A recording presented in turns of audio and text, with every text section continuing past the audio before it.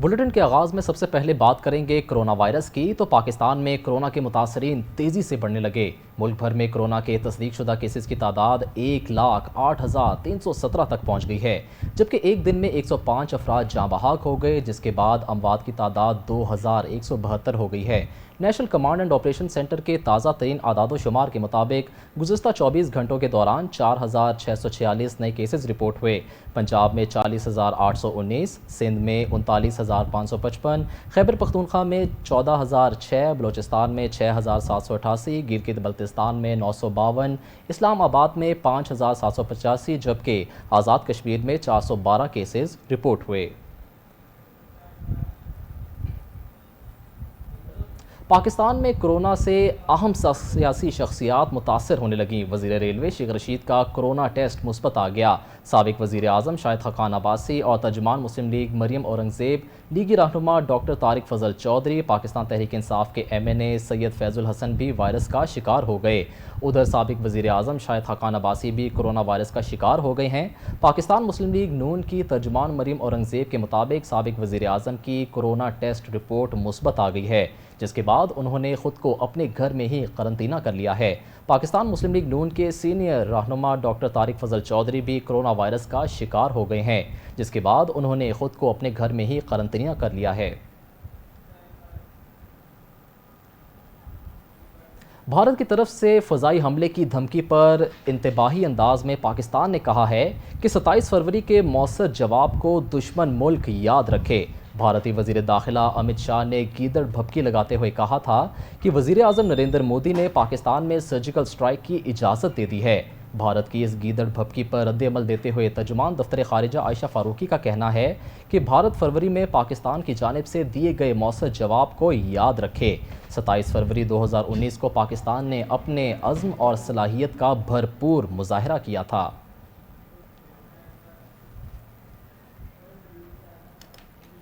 وفاقی وزیر خارجہ شاہ محمود قریشی کا کہنا ہے کہ بھارت لداخ پر سرجیکل سٹرائک کیوں نہیں کرتا؟ بھارت حماقت نہ کرے، حملہ کیا تو فوری جواب دیا جائے گا۔ بھارت کے فضائی حملہ کرنے کی دھمکی پر رد عمل دیتے ہوئے وفاقی وزیر خارجہ نے بڑا بیان دیتے ہوئے کہا ہے کہ امت شاہ کو واضح کرنا چاہتا ہوں کہ بھارت نے حملے کی غلطی کی تو اس کا منہ توڑ جواب دیں گے۔ بھارت نے حملہ کیا تو فوری جواب دیا جائے گا۔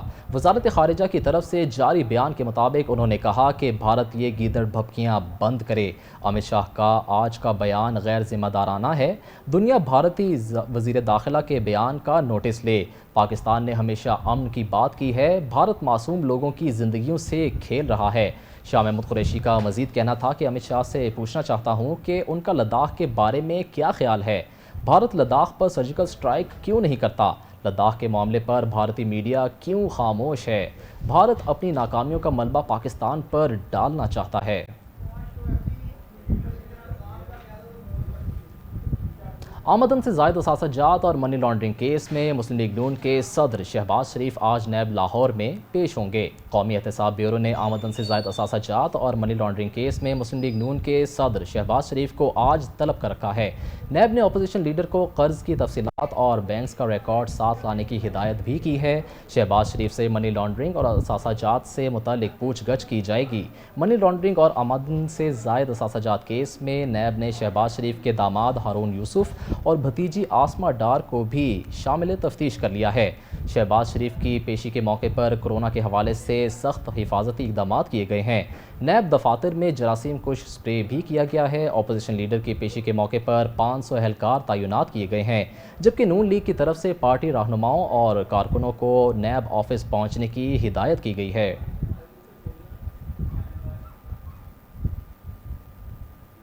اسلام آباد کی مقامی عدالت نے پیپلز پارٹی قیادت پر الزامات عائد کرنے والی امریکی شہری سنتھیا ڈی ریچی کو طلب کر لیا ہے۔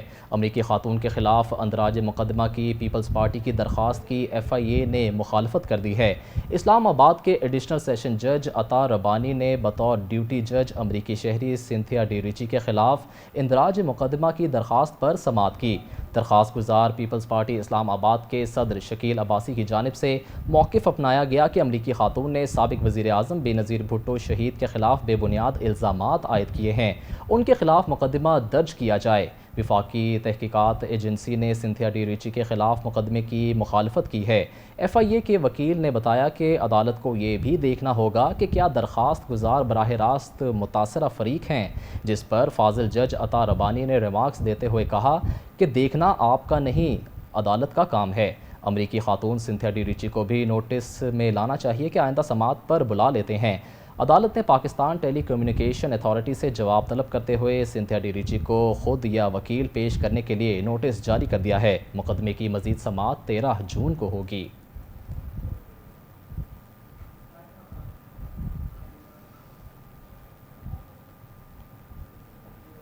احتساب عدالت نے غیر قانونی بھرتیوں سے متعلق ریفرنس میں شاہد خاقان عباسی کی حاضری سے متعلق درخواست منظور کر لی ہے اور سماعت 13 جولائی تک ملتوی کر دی ہے۔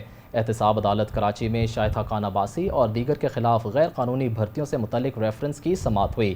شاہد خاقان عباسی نے کرونا کے باعث حاضری سے استثناء کی درخواست دائر کر دی ہے۔ عدالت نے سابق وزیر اعظم کی حاضری معافی کی درخواست منظور کرتے ہوئے سماعت 13 جولائی تک ملتوی کر دی۔ عدالت نے آئندہ سماعت پر تمام ملزموں کو حاضری یقینی بنانے کی ہدایت کر دی ہے۔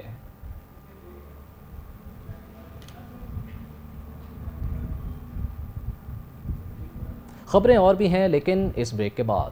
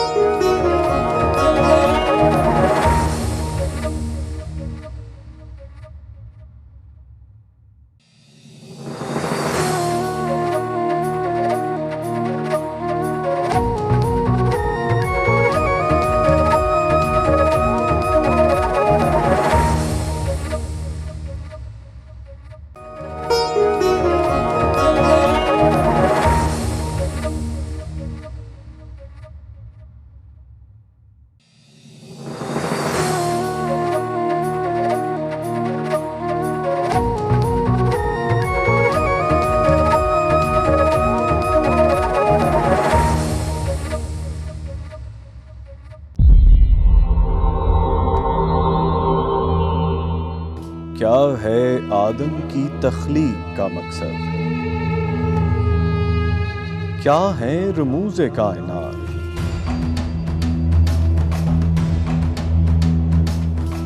کیا ہے فہم؟